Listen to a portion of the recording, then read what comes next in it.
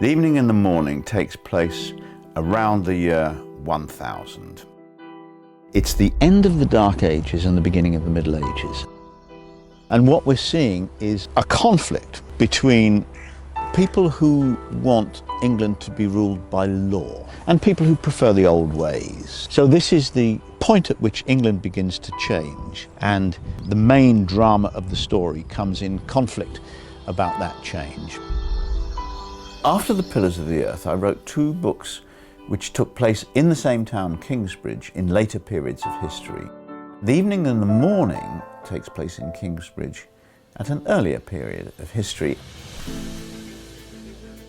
The richest source of information about this period of history is what we call the Bayeux Tapestry, which is a sort of enormous comic strip embroidered on linen showing the story of England and Normandy and how the Normans came to be the rulers of England. And the great thing about the Bayeux Tapestry is the details of everyday life. It's a time when horses were terribly important and a lot of people go places on horseback.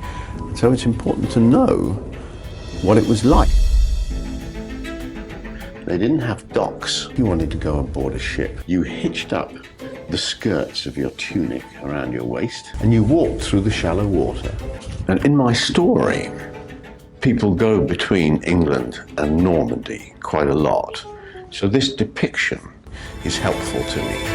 If you want to do historical novels, you've got to get this stuff right.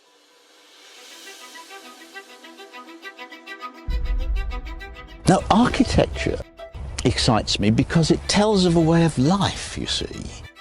We're at Glastonbury Abbey.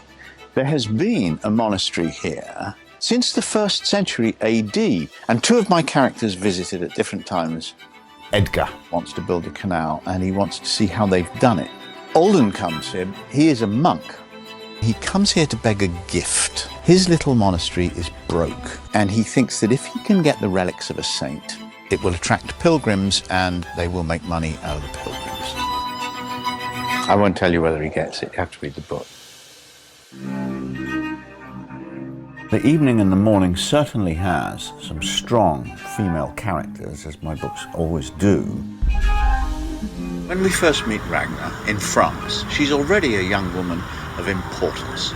She rules over extensive lands, she acts as a judge, but she falls in love with an Anglo-Saxon chieftain, and she goes to England to marry him. She finds that England is relatively lawless and that her husband's family is violent and completely ruthless. But she doesn't just accept this. She cultivates her own allies, she builds her own power base, and she fights back.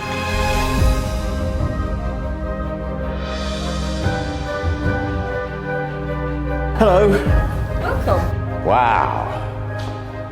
One of my characters is a boat builder, Edgar, who is really the hero of the story. The best boats at the time were those of the Vikings. Happily, there is in Oslo a wonderful museum called the Viking Ship Museum. They have reconstructed the warships in which the Vikings came from Denmark and Norway to raid southern England. When they attacked towns and villages, they would steal anything valuable that they could carry away, like silver ornaments from the church. They also took the young men and women as slaves. The worst thing you could see would be 5 or 6 of those damn Viking ships approaching up the river or approaching the beach of your town. Then you knew you were in for hell on earth. In the opening of my story, the young hero, Edgar, is on the beach at dawn, and coming towards him, this is what he sees with a dragon's head right at the front. And of course it's a completely terrifying sight. So here is a dragon's head.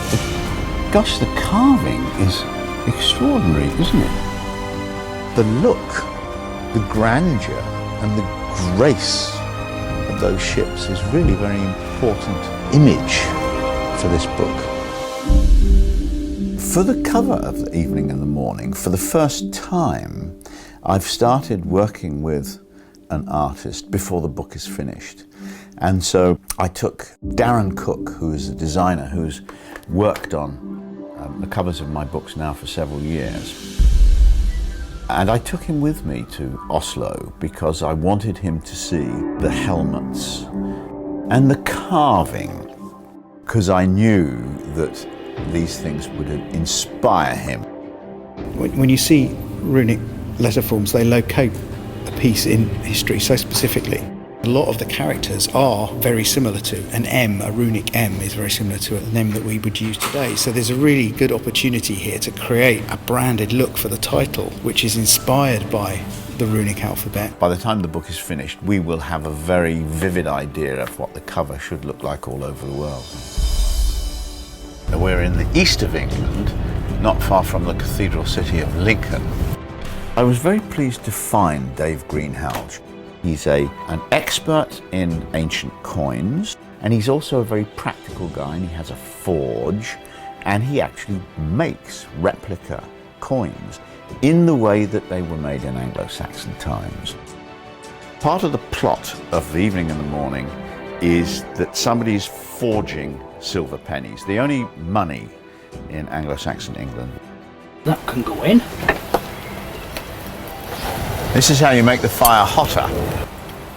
And all this done with no electricity. Yep. They take a pound of silver penny, melt it down, mix it with a pound of copper, and make twice as many pennies as they had before. Double your money. Oof. If you just tried to imagine this, you would have no idea. A novel is full of physical details of houses and churches and landscapes. All emotional stuff is based on physical description, and all physical description ought to have emotional weight. You've got to make it real in the reader's mind. You've got to make the reader have an emotional reaction to this story. It's a kind of enchantment. I'm in this book, and I really care more about what's going to happen in the next chapter of this book than what's going to happen to me tomorrow. That's a magic spell, and it's actually, in the end, it's the only thing that matters.